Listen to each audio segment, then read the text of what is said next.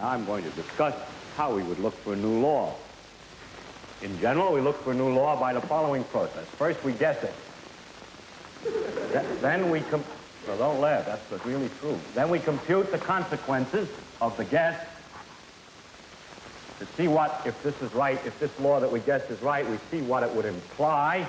And then we compare those computation results to nature.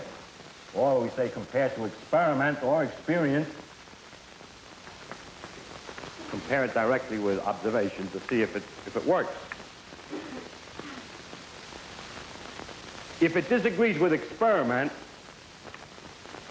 it's wrong. And that simple statement is the key to science. It doesn't make a difference how beautiful your guess is. It doesn't make a difference how smart you are who made the guess or what his name is.